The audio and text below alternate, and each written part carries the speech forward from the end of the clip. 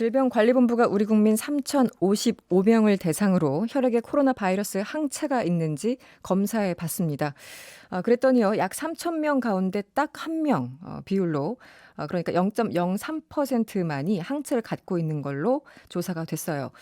이러자 숨은 감염자 혹은 무증상 감염자가 생각보다 적은 게 아니냐 이런 분석도 함께 나오고 있습니다. 서울대 생명과학부에서 바이러스와 면역학 연구하시는 분이죠. 안광석 교수 연결해서 정확하게 짚어보도록 하겠습니다. 교수님 나와 계시죠? 네. 안녕하세요. 저 안광석입니다. 네, 안녕하세요. 이 질병관리본부가 우리 몸의 항체 보유율 조사를 한 거죠. 이게 어떤 의미인지 설명 좀 부탁드릴게요. 네, 그렇습니다.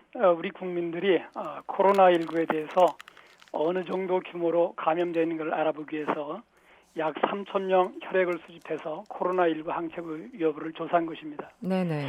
항체가 생성되었다면 이는 감염 경력이 있었다는 것을 뚜렷하게 의미하는 것이거든요. 네. 네. 설명 다 끝나신 거군요. 네, 네. 그렇습니다. 알겠습니다. 그 검사를 했더니 뭐 0.03%만 항체를 갖고 있는 것으로 나와서 외국인에 비해서 우리 국민들, 우리 한국인의 음. 항체 보유율이 특별히 낮은 게 아니냐 이런 얘기가 있던데요. 교수님은 어떻게 보세요?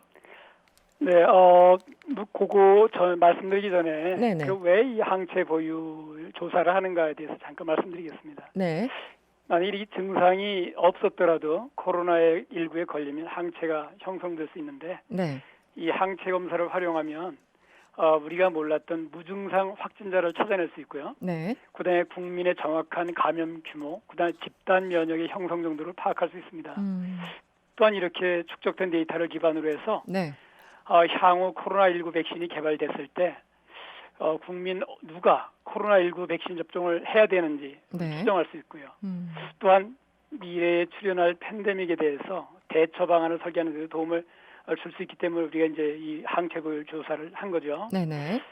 그런데 이번에 질병관리본부에서 발표한 걸 보면 표본이 일단 너무 적고요. 네. 그다음에 표본의 대표성이 부족합니다. 네. 그런데 뭐 부족하긴 하지만 액면 그대로 한번 해석을 해본다면 0.03%만 항체를 가지고 있다는 뜻이 무엇일까? 네. 이는 우리나라 인구가 약 5천만 명이므로서 5천만 명의 0.03%는 약 국민 가운데 대략 한 1만 5천 명 정도가 감염된 적이 있다는 뜻이죠. 네. 그런데 오늘 7월 9일 현재 1만 3천 명의 확진자가 나왔고요. 이를 0.03%를 기준으로 한다면 네. 우리가 찾아낼 수 있는 대부분의 환자는 찾아냈다고 해석할 수 있습니다. 그렇군요. 네. 예. 근데 우리 한국인의 항체 보유율이 특별히 낮은 것을 우려해야 하는 상황이 아니고 네. 오히려 다른 나라보다 코로나19 검사를 신속하고 정확하게 실시했고 사회적 거리두기 등을 시행해서 네. 감염자 수 자체가 적었다고 해석하는 것이 더 아. 합리적이라고 할 수 있습니다. 네. 긍정적으로 볼 수 있다. 네. 기본적으로 표본의 양도 좀 작았고 왜냐면 네. 3천 명. 3,055명을 했으니까요. 그리고 네네. 이제 대표성도 지적을 해 주셨는데요. 그렇다면은 표본을 어느 정도로 해야지만 조금 더 의미 있는 조사 결과를 얻을 수 있을까요? 네. 우리나라 사회자께서 말씀하신 사회의 실제 코로나19 항체 형성률을 알아보려면 네. 그 조사 대상자의 대표성이 확보되어야 돼요. 네. 이번 3,000명 표본은 이 서울 서남권 일부, 그다음에 국민 영양 검사인가요? 거기에서 대상으로 했을 뿐이고요. 네. 사실 이런 표본을 조사하려면 성별, 연령, 그렇죠. 지역 네네. 등을 폭넓게 고려를 해야 됩니다. 그래서 제가 대표성이 없다고 하는 것이고요. 네. 더 중요한 것은 표본 수가 충분해야 합니다. 네. 이번에 3,000명을 했어요. 네. 근데 만약에 항체 형성률이 뭐 30%, 40% 정도 이렇게 매우 높을 것으로 예상이 될 때는 네. 표본 수가 1,000개, 3,000개면 충분합니다. 그런데 항체 형성률이 지금 0.03% 정도로 이렇게 매우 낮게 나올 때는 네. 적어도 수만 명 내지 수십만 명이 돼야 아, 표본에서 오는 오차를 낮출 수가 있습니다. 그렇군요. 네. 만약에 100명을 조사했더니 네네. 단 한 명도 나오지 않았다. 네. 그럼 이를 가지고 한국에는 감염자가 단 한 명도 없다고 우리가 해석할 수는 없지 않겠습니까? 그렇죠. 네네네. 네, 그래서 표본 수가 이 정도로 된다면 적어도 음. 만 단위를 넘어가는 그런 표본, 네. 그다음에 여러 가지를 고려해서 종합적으로 표본을 설정해야 되겠죠. 네. 외국에서도 이런 조사를 하고 있는 거죠, 교수님? 네, 당연합니다. 네네. 대체로 항체 보유율이 어느 정도로 나올까요? 예, 다른 나라에서도 물론 조사를 하고 있고요. 네. 그런데 두 가지로 나눌 수 있습니다. 하나는 국민 전체를 표본으로 조사한 나라도 있고요. 네. 또 다른 하나는 그 지역의 도시죠. 그래서 국민 전체를 표본으로 조사한 나라는 스페인 경우인데요. 네. 한 6만여 명의 표본을 조사를 했어요. 그랬더니 항체 보유율이 약 5%로 나왔고, 네. 도시 단위로는 뉴욕 네. 약 21%, 영국의 런던은 17%, 네. 스웨덴의 스톡홀름은 한 7%, 중국 우한은 3% 정도로 이렇게 현재 보고가 되고 있습니다. 네. 그러니까 우리나라 0.03%보다는 훨씬 높네요. 높은 비율이라고 말씀드릴 수 있습니다. 이걸 어떻게 해석을 해야 될까요? 예를 들어 뉴욕 같은 데는 감염자가 엄청나게 많이 나오고 있지 않습니까? 지금도. 네, 그렇습니다. 네, 또 중국은 또 이미 조금 지나갔지만 거기도 엄청나게 많은 숫자가 있었고 어떻게 해석을 해야 될까요? 이 숫자들을? 이 숫자를 보신다면 네. 당연히 뉴욕의 21%라는 것은 네. 미국 뉴욕시의 자체 감염률이 워낙 높다 보니까 항체 성분이 이렇게 많이 나온 것으로 판단되고요. 네.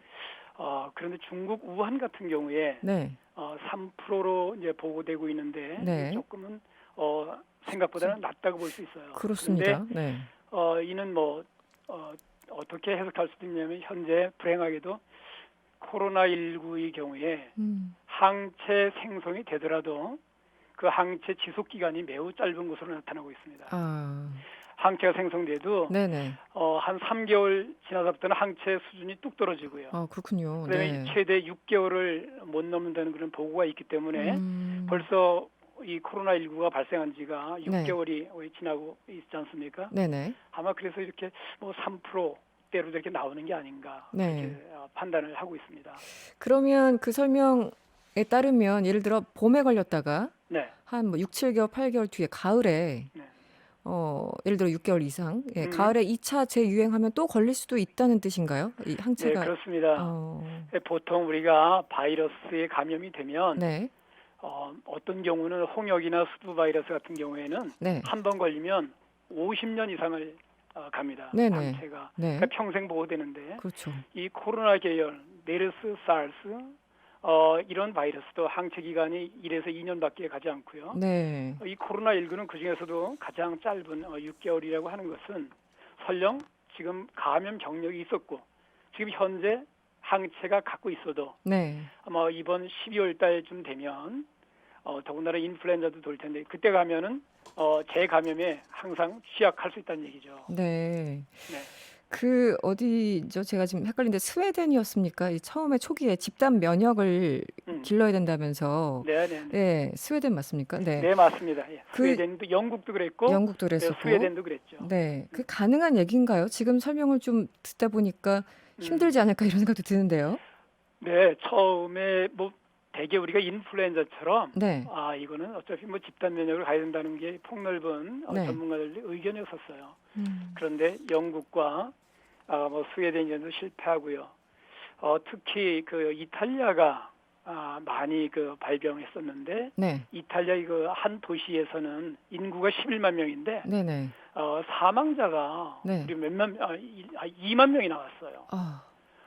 그러니까 그 집단 면역에 그냥 맡기는 데서 그 사망자가 그렇게 많이 나온다는 것은 지금 우리 21세기에 도저히 받아들일 수 없는 것이죠. 네. 이게 전파력이 넓더라도 치사율이 낮으면 사망률이 낮으면 우리가 집단 면역을 한번 시도해 볼 수 있습니다. 네. 그런데 지금 이런 치사율도 상당하고 그렇죠. 그렇기 때문에 집단 면역으로서는 더 이상 힘들다는 것이 모든 사람들의 의견이 되겠습니다. 네. 우리는 지금 그 전체적인 숫자를 보면은 방역 당국에서 워낙 조사를 많이 하고 많이 이제 걸러내서 확진자를 이제 파악하는 그런 상황. 그런데 질본 등에서는요, 이 무증상 감염자 이 소리 없는 전파 굉장히 우려하는 목소리가 높았었잖아요. 지금도 여전히 마찬가지고 그렇습니다. 여전히 걱정을 많이 해야 되는 그런 상황일까요? 무증상 감염자의 경우 어떻습니까? 네.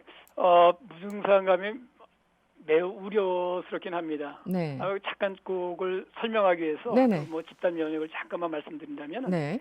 그 두 가지 방법이 있어요. 집단 면역을 도달하는 방법에 음. 하나는 백신 접종을 하는 겁니다. 네. 그래서 집단의 60%가 면역이 되는 경우인데 아직 백신이 나와지 않아서 쓸 수 없는 거고요. 네네. 또 다른 방법은 아까 같이 가만히 내버두는 겁니다. 자연 감염이 되도록.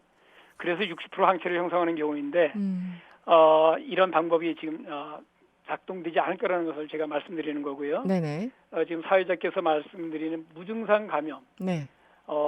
이거에 대해서 걱정이 되는 상황이죠. 왜 그러냐면 이 무증상 감염이야말로 코로나19 팬데믹을 통제하는 데 가장 큰 걸림돌이 되고 있습니다. 네. 무증상 감염이 코로나19의 경우 약 30에서 45%가 나오고 있거든요. 네네. 이는 매우 높은 비율입니다. 그리고 알겠습니다. 예. 네, 교수님 오늘 여기까지 들어야 되겠네요. 네. 네, 지금까지 서울대 생명과학부 안광석 교수였습니다. 오늘 고맙습니다. 네, 감사합니다. 네.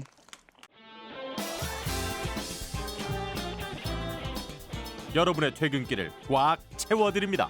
평일 저녁 6시 5분 이승원의 세계는 그리고 우리는